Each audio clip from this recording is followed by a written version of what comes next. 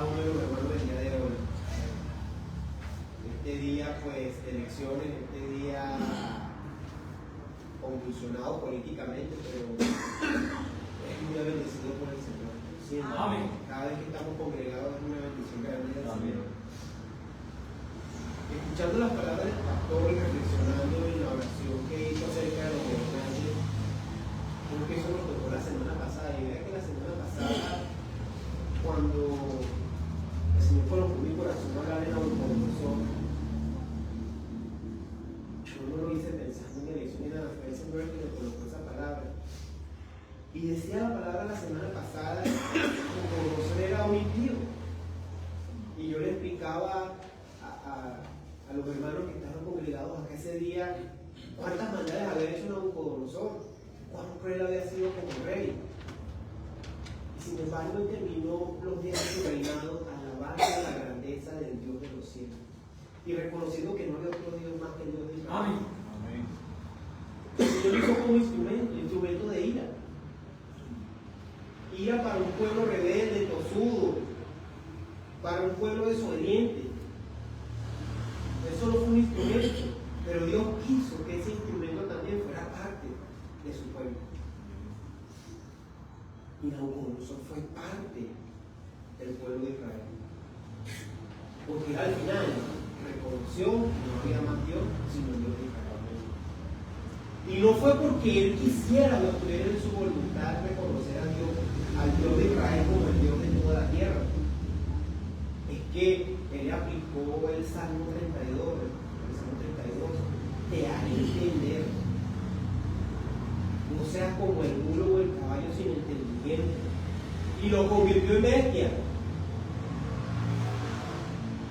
Y le dijo, todo esto que tú tienes, esto no es porque tú te lo hayas ganado. Es que yo permití que tú lo tuvieras. Es que yo lo puse en tus manos. Esa es la realidad. El Señor usa a quien quiere y quien quiere. El plan de Dios, ¿cuál era?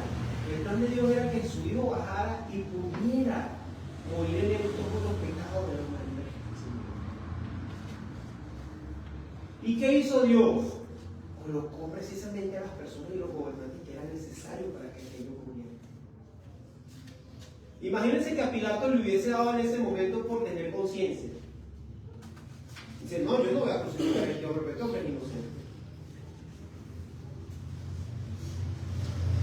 De repente había salvación para él. Pero ¿y qué del plan divino? Entonces Pilato fue utilizado como instrumento de juicio. Muchas veces grandes gobernantes en la tierra han sido utilizados como instrumento de juicio por parte del Señor. Y muchos no lo reconocen. Pero al final esos instrumentos terminan reconociendo que el Señor es el único y verdadero Dios. Dice Flavio Josefo acerca de la muerte de Pilato que en uno de los relatos que le hizo a las personas que lo conocieron cuando fue devuelto a Roma, porque tenía mucho enemigo político y terminó suicidándose, que él reconocía que uno de los errores más grandes que él había cometido era crucificar a ese hombre santo. Lo dice Flavio Josefo en la biografía. Entonces vean, el Señor usa quien quiere. Ciro el persa, ¿quién era Ciro? Ciro el grande, Artajerjes, todos los reyes de Persia. ¿Ustedes creen que esos reyes eran reyes muy buenos en el sentido estricto de la palabra? Ninguno.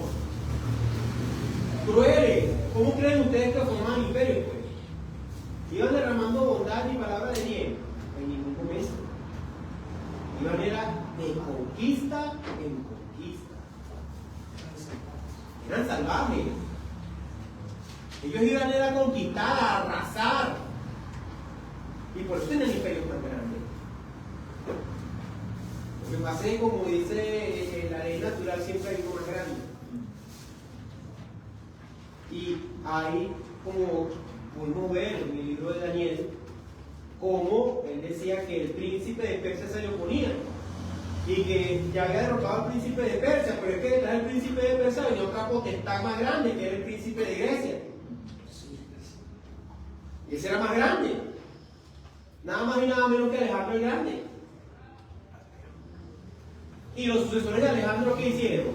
Fueron buenos los sucesores de Alejandro, porque Alejandro conquistó un imperio, pero lo conquistó absolutamente para nada. Porque Alejandro el Grande murió a los 30 y pico de años.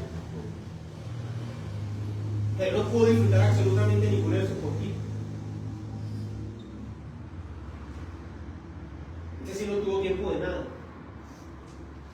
Pero a quienes dejó que hicieron, pura. Antíoco hizo atrocidades contra el pueblo judío, también fue utilizado como instrumento de ira del Señor sobre el pueblo judío. Pero ya no estaba nada más la potestad del príncipe de Grecia, detrás venía uno más grande todavía, venía un monstruo más grande, venía el Imperio Romano. El Imperio Romano era literalmente una trituradora. Ustedes han escuchado hablar de la Pax Romana. La Pax Romana. ¿Saben qué era la Pax Romana? O estás en paz o te aniquilan. Esa era la Pax Romana. O viven en paz conforme a mis leyes o los aniquilan. Cualquier pequeña perturbación de la paz dentro del imperio se castigaba con la muerte. Cualquier pueblo que se negara, ciudad, país que se negara a pagar impuestos, tenía enseguida 6 o 7 legiones al frente de su jurado. Despiadados, máquinas de matar, entrenados única y exclusivamente para matar. No sabían hacer otra cosa. ¿Qué pasó con ese imperio? Se hizo tan grande que terminó devorándose a sí mismo. Se aniquiló a sí mismo. La historia dice que fueron los bárbaros. Con un imperio romano organizado como el que empezó, los bárbaros no hubiesen tenido ni la más mínima oportunidad. Ese imperio se comió esta gente. Pero ahí estaba la mano del Señor. ¿Por qué estuvo la mano del Señor? Porque el Señor es el que quita y pone gobernantes. El Señor es el que coloca gobernantes. En estos tiempos modernos hay lo que se llama democracia, en el que teóricamente nosotros podemos elegir a nuestros gobernantes con nuestro voto. En estos tiempos, no sabemos más adelante, pero en estos tiempos todavía es así. Y el pastor dice algo muy interesante: los pueblos tienen los gobernantes que se merecen. Es un dicho muy popular. ¿Y por qué se da ese dicho? Ese dicho no es cristiano, pero tiene mucho de cristiano en su interior, en su contenido, analicémoslo. Porque dice el Señor en su palabra, de lo que hay en el corazón, de lo que abunda en el corazón, habla la boca. Entonces, de lo que abunda en el corazón del votante, es lo que hay a depositar en la urna, a quien escoge.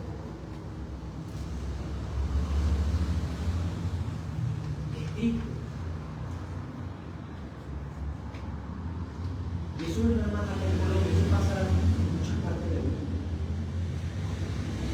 Donde hermanos o personas que se congregan en iglesia cristiana, porque lamentablemente muchos de ellos simplemente van a sentarse en un puesto todos los domingos, pero la palabra parece que no está en ellos.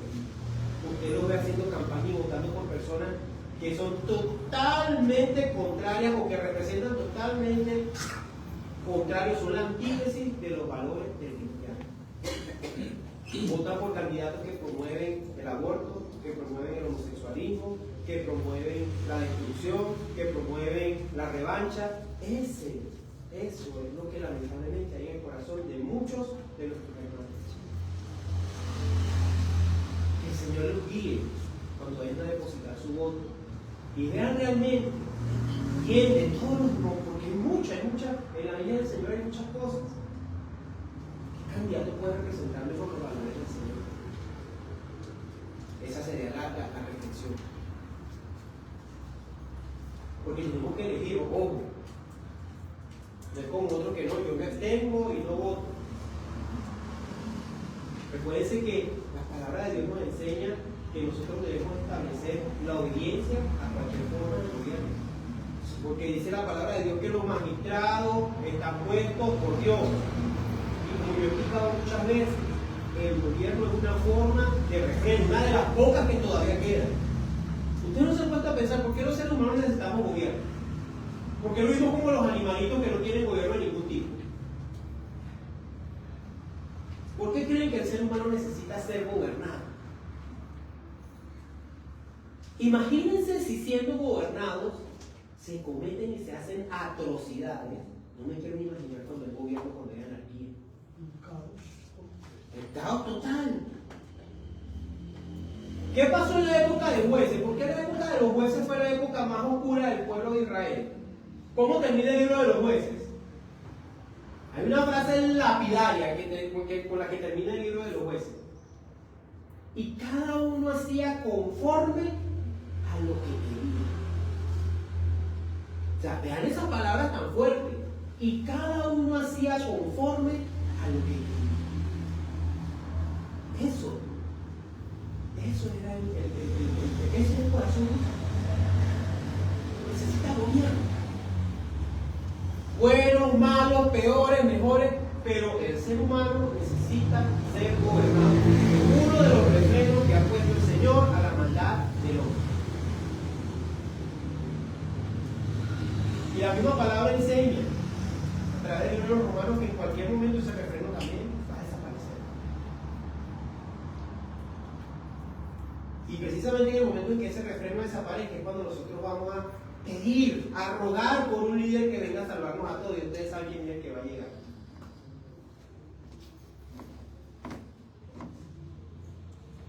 Dirán paz. Ese líder dirá paz. Y es una paz falsa. Que no es lo que quiere. Y eso trata la palabra de Dios. En Primera de Tesalonicenses 1:18, que habla acerca de la primera venida de nuestro Salvador Jesucristo. Habla del arrebatamiento, habla de cómo tenemos que vivir preparados nosotros para ese momento. Dice la palabra del Señor: por lo demás, hermanos, os rogamos y exhortamos en el Señor Jesús, que de la manera que aprendisteis de nosotros como nos conviene conducido de agradar al Señor, hacia donde más y más. O sea, ellos están mostrando al pueblo de Tesalónica que se van abundando en el amor que ellos han mostrado cuando fundan esa iglesia. Estoy hablando de Pablo y de las personas que lo acompañaban, ¿sí? Pero siempre tuvo acompañantes llenos. Timoteo, Tito, había muchos colaboradores de Pablo. Él se aseguró de formar personas en la fe, que es una fe maravillosa y grande, que vieron en Jesús, y venían del mundo pagano, pero vieron en Jesús la verdadera salvación. Y vieron que esa obra era maravillosa. Y seguían a Pablo a cualquier lado. Y obedecían sus instrucciones. Y Pablo halló en ellos personas en quien delegar funciones. Porque ya sabéis qué instrucciones os dimos por el Señor Jesús. Pues la voluntad de Dios es vuestra santificación, que os apartéis de fornicación. ¿Por qué ellos hablaban tanto de la fornicación? Porque en el mundo antiguo, en esa época, esa parte de los gentiles, sobre todo el mundo griego, uno de los problemas más grandes que había era la fornicación. Porque aunque estaba instituido por los hombres el matrimonio como tal, pues los hombres precisamente no se portaban de la mejor manera con su esposa. Tenían su esposa y tenían su segundo, tercero, cuarto, quinto frente, tenían muchas familias. Y había una lujuria, una lascivia impresionante. Mujeres buscando atraer hombres, hombres buscando atraer mujeres, aquello era increíble.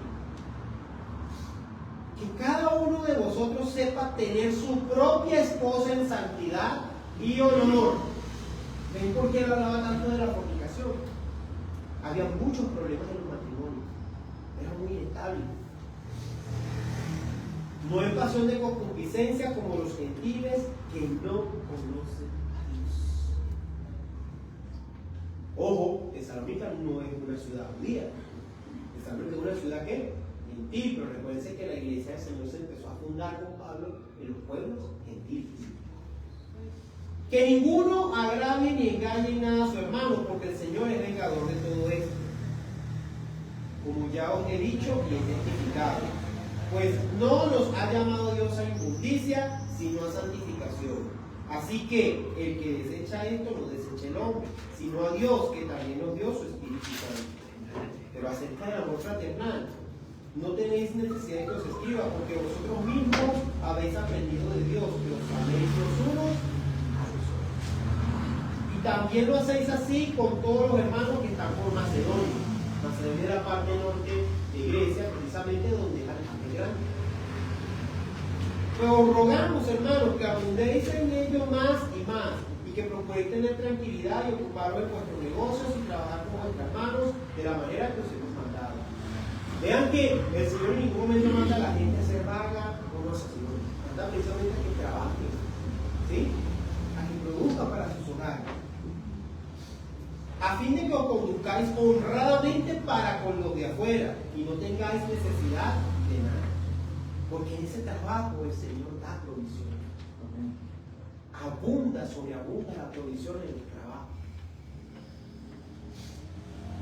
Tampoco queremos, hermanos, que ignoréis acerca de los que duermen, para que no entristezcáis como los otros que no tienen esperanza. En el mundo antiguo era muy común, en Grecia había mucho acerca, precisamente, la cuna de lo que se llama el humanismo. Y muchos decían, o el existencialismo, que la persona moría y dejaba de ser, que solamente lo importante era la huella que dejara en esta tierra. Porque si creemos que Jesús murió y resucitó, así también traerá Dios con Jesús a los que durmieron en él, por lo cual os decimos esto en palabra del Señor. Que nosotros que vivimos, que habremos quedado hasta la venida del Señor, no precederemos a los que durmieron. Porque el Señor mismo, con voz de mando, voz de arcángel y con trompeta de Dios, descenderá del cielo, y los muertos en Cristo resucitarán primero. O sea, el día del arrebatamiento, los primeros que van a ascender al cielo van a ser los que van a resurrección de salvación. O sea, aquellas personas que murieron en Cristo a lo largo de todos estos años van a adquirir un cuerpo glorioso y van a estar en la presencia del Señor. Es lo que está contando Pablo, es una revelación que el Señor le dio. Cuando suena la trompeta de Dios, aquellos que murieron en Cristo van a resucitar para salvación. Por eso es que el Señor habla de dos resurrecciones en el momento. La primera resurrección es para salvación del interior. Aquellos que resuciten en aquel momento están salvados. Lamentablemente, los que formen parte de la segunda resurrección ya es para la resurrección de condenación. Luego dice acá: porque el Señor mismo, con voz de mando, con voz de arcángel y con trompeta de Dios, descenderán del cielo, y los muertos en Cristo resucitarán primero. Luego nosotros, los que vivimos, los que hayamos quedado, seremos arrebatados juntamente con ellos en las nubes para recibir al Señor en el aire. Y así estaremos siempre con el Señor. Por lo tanto, alentados los unos a los otros con estas palabras. Y ojo que esta palabra que hizo Pablo no la hizo en son o en tono profético como lo hace Juan en Apocalipsis. Pablo da esta revelación para quitar la tristeza de los hermanos de Tesalónica, que muchos viven angustiados o viven ensimismados en su tristeza por los seres que perdieron o los que están perdiendo precisamente en la evangelización del pueblo.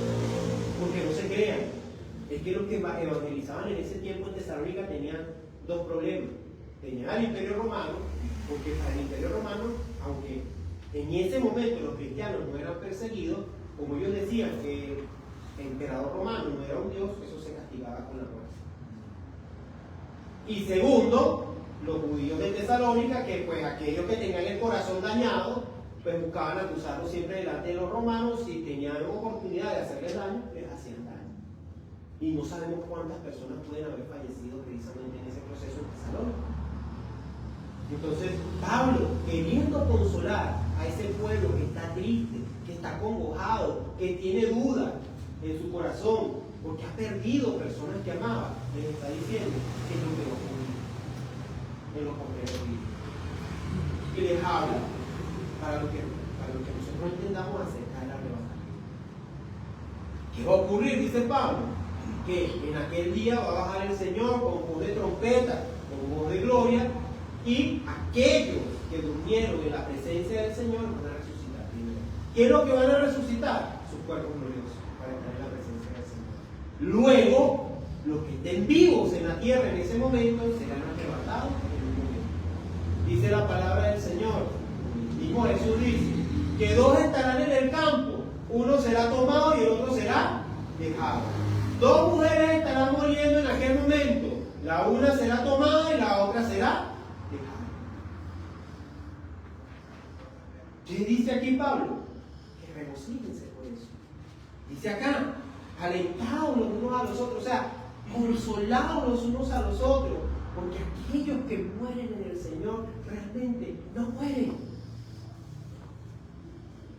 Dice la palabra del Señor en Hebreos 9:27. Está visto que el hombre muere una sola vez y después de estos juicios. El alma ya está juzgada. Y si va para salvación está en la presencia del Señor. ¿Qué es lo que falta? Que reciba su cuerpo glorioso. ¿Y eso en qué momento va a ocurrir? Eso va a ocurrir en el momento que el Señor viene. ¿Cuándo? ¿Qué dice Jesús acerca al respecto del cuándo? Ni los ángeles que están en el cielo, ni yo mismo sé cuándo es el momento. Solamente mi Padre que está en los cielos sabe cuándo es el momento. Por lo tanto, como ese día es como el ladrón en la noche, que usted no sabe cuándo va a llegar a robar, exactamente así va a ser el día de la venida del Señor. ¿Y qué nos manda Él entonces al respecto? ¿Qué hacemos nosotros al respecto? ¿Cuál es el mandato del Señor al respecto? Primero, fe. Que creamos esta palabra fiel que nos está dando. Segundo, preparación. ¿Y cómo nos preparamos? Hay muchas parábolas acerca de cómo debemos estar preparados. Así que velad, dice Él. ¿Ustedes saben qué es velar? Velar es no dormir. Pero no habla en el sentido de que no tengamos que dormir. O sea, imagínense que nosotros no durmamos en este cuerpo mortal que tenemos. Cuando Él habla de no dormir es que no nos durmamos espiritualmente. Que no permitamos que esos espíritus de estupor que a veces nos atacan en nuestra vida puedan tener éxito. Velad, porque no sabéis a la hora en que el dueño de la casa va a venir a ver. Por eso decía muchas parábolas. Todos recuerdan la parábola de las 10 vírgenes, ¿verdad? Y esa parábola tiene que ver con eso, a que no nos durmamos espiritualmente porque no sabemos cuándo es el día. Él dijo, había 10 vírgenes, había 5 sensatas que traían su lámpara, pero también traían el aceite de la lámpara para cuando se le acabara. Y otras 10 se fueron con la lámpara prendida, pero no cargaban aceite. Entonces, llegó un momento en que llega el Señor a casarse con las vírgenes. Y entonces le dice a las vírgenes, las que estaban esperando que tenían aceite en sus lámparas, pasaron directamente con su Señor. Las otras le dijeron, oye, danos de tu aceite para nosotros poder comprar. Le dijeron, no, vayan y compren ustedes aceite. Vayan a que los que vendan aceite y compran el aceite. Cuando estas vírgenes fueron a comprar el aceite, ¿qué pasó? Llegó el esposo y se llevó a las 5 que estaban preparadas. Las otras 5, ¿cómo quedaron? Mirándole. ¿Qué quiere decir esto? ¿Cuál es el sentido de esa parábola que nos dice Jesús? Exactamente eso. Que estemos vigilando, que estemos velando. ¿Qué es velando? Obedeciéndolo en todo. Orando, intercediendo, congregando, haciendo el bien, haciendo las buenas obras. No porque queremos ser salvos, sino porque somos salvos. Eso es lo que manda el Señor. Que tengamos nuestras lámparas llenas de aceite. ¿Y que nuestras lámparas llenas de aceite? En la palabra de Dios siempre se ha hecho una equivalencia entre el aceite y el Espíritu Santo. Que mantengamos la presencia del Espíritu Santo en nuestras vidas en todo tiempo. Y la única manera de mantener el Espíritu Santo atento, siempre despierto en nuestras vidas, es escuchando su voz. Relación y comunicación directa con Dios. Él es el que intercede por nosotros, con Dios, con gemidos indecibles. Porque es el que nos alerta, nos indica las cosas que estamos haciendo bien, que estamos haciendo mal, leyendo la palabra, porque el Espíritu toma esa palabra y nos la revela y nos hace vivir cada día mejor. trata. Vean cómo este pasaje que Pablo lleva al pueblo de Tesalónica, esta carta que Pablo lleva a Tesalónica para consolar a los hermanos, termina convirtiéndose en algo profético y maravilloso. El Señor no nos ha creado para ir. El Señor nos ha creado para bendición. A los que amamos a Dios, aún las cosas que nos pasan mal, nos hacen bien. Porque de alguna manera sobrenatural y maravillosa van a hacer crecer nuestra vida espiritual. Amén. Y van a fortalecer nuestro carácter y nuestro espíritu. No le temamos a las pruebas. Vivamos esas pruebas conforme a la voluntad del Señor. Hermanos, bendiciones. Muchas gracias.